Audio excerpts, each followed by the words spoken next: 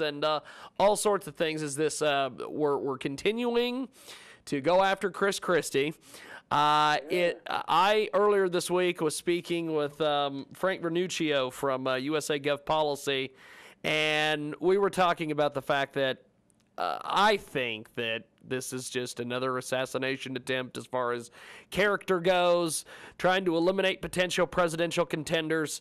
Where do you come down on these things? Because you know a little bit about everything.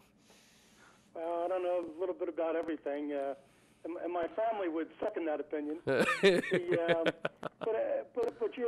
ask a really good question. You know, I think there are two things in play, James.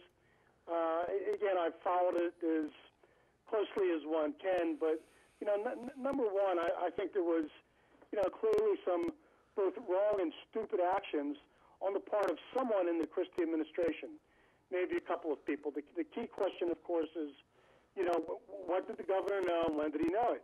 You know, he's answered those questions, and we'll see what else happens. But the second part really goes to the heart of what you're asking, and I think there's, you know, again, look, this is wrong what happened on the bridge, but again, the way it's being done with Christie's political opponents, it's, you know, it's maybe equally wrong.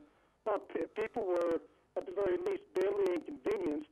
Christie took responsibility for it, and sort of in a better world, you know, people could accept it or not accept the apology, which I think was sincere, and move on. But you know, we're not in a world where that happens. And, of course, his opponents will thrash him as hard as they can, as long as they can. And exactly as you said, I mean, what's behind that, of course, is really the fear that Christie, maybe of all the Republicans, is maybe the guy who could give Hillary Clinton a very strong run for the money. We've got Dr. Jack Caravelli joining us today here on the big broadcast, as we do each and every week. And there's what do you make of this situation that has sort of popped up the last couple of days in regards to this police situation with these police officers? Basically, they tased and brutally beat basically someone with special needs, essentially a homeless man, I believe is what he was, and they pretty much beat this guy to death, and they were found not guilty on really anything. Is it getting to the point where the police are there's a whole bunch of, because I know a lot of police officers locally and nationally who are good people, but it seems like that there's a few that are like basically spoiling the bunch here with this Kelly Thomas verdict. Well, you know, James, again, I think you got it right on both counts. Number one, you know, and I agree with you, and I've worked with and dealt with some of the senior New York police types, and look, the police, men and women around the country, every day, you know, thousands of them risk their lives to protect us. I mean, that's pretty laudable. But I think the second part, and we should thank them and appreciate that.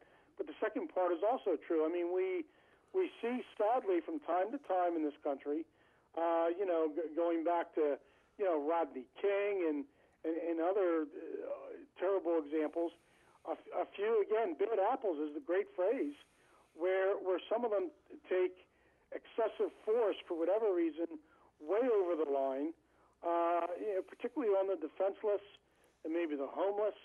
And I find that really wrong. It just sticks in my craw, and you know, I can't for the life of me think why the legal outcome was as you described. But I think we should demand of our police and our law enforcement people, you know, that they do this radical thing, which is adhere to the law and not use excessive force. You know, they work for us. We pay their salaries. We respect them. We should honor their service. But on the other hand, you know, there are too many cases like this, you know, to make me feel that we don't have at least some sort of brewing problem that really needs to be, you know, looked at maybe a little more closely. It seems to me, Dr. Jack, we've got Dr. Jack Caravelli with us today. There's a lot of other things that are going on that is just really strange. I know that recently there's I don't understand why. It seems to me that President Obama, he loves these executive orders. He loves all of these things. I know that there are certain presidents in the past, George W. Bush comes to mind, Bill Clinton, that have used certain executive orders to do different things. But it seems like Obama loves to just use these executive orders. What do you think of some of the different things that are going on? He says that here's a quote, we're just not going to be waiting for legislation in order to make sure that we're providing Americans the kind of help they need. I've got a pen and I've got a phone, Obama said. What do you make of some of these things? Yeah, well, look, it's good to be the president, I guess. There you go. I think a better answer is executive orders in many, but not all areas are legal. The president does have a lot of prerogative in using them. Now, having said that, the standard and the ideal way to approach legislation or sort of areas that you want to move the country forward is obviously, working with Congress. You pass a law, the president signs it, et cetera. But I think the Obama justification would be that, the current makeup of the Congress, Republicans controlling the House of Representatives, Democrats controlling the Senate, really has resulted in, an almost totally do-nothing Congress. Now, that may or may not be a fair assessment, but I think you can at least make the case. Now, where I would fault Obama is simply that I think in a lot of these areas of legislative gridlock, and again, the American public has, at least by the polling numbers, very little regard for Congress. But I think where Obama, James, is at fault is he has shown very little or no willingness or ability to work with the Congress, to reach out to the Congress, to try to work deals, compromises, negotiate.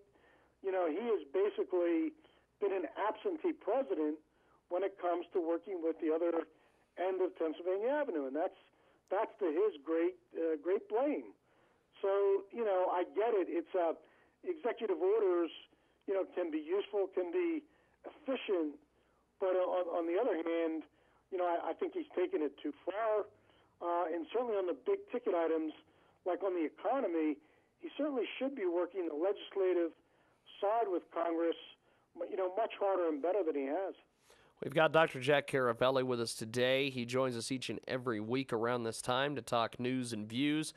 Before we let you go, Jack, are you working on any books or anything that we need to be aware of that need to go pick up or check out? I hope so, James. I'm going to do two things, and I wanted to share them with you and certainly your listeners. Number one, I am probably about to embark on a third book. I've published two that can be found on Amazon. But I'm about to embark on a third book that'll probably look closely just at Iran. As you know, I've spent a great deal of my career looking at Iran as a real problem for America and Israel. And then the second is I think this year, with the sort of midterm elections coming, I'm going to embark on a sort of a road show to offer to come and talk and visit and lecture and brief on topics I think are important for the election, and it'd be great to talk to you a little bit more about that because, I think we're at a time in this country where, people with different views and understandings of our politics and where we are as a nation really need to begin a dialogue and a debate, with the American public. I'm an old-fashioned Democrat in the sense that, I believe democracy is best when it debates and talks about these issues, and I am prepared to do that around the country and get on my bicycle or whatever it takes. But, I want to start talking to, the people who are not in Washington and share views and see where that goes. Well, definitely. I'm looking forward to seeing more details on that. And, Jack, have yourself a wonderful day. We'll talk next week. James, as always, a pleasure. Best to you and your listeners.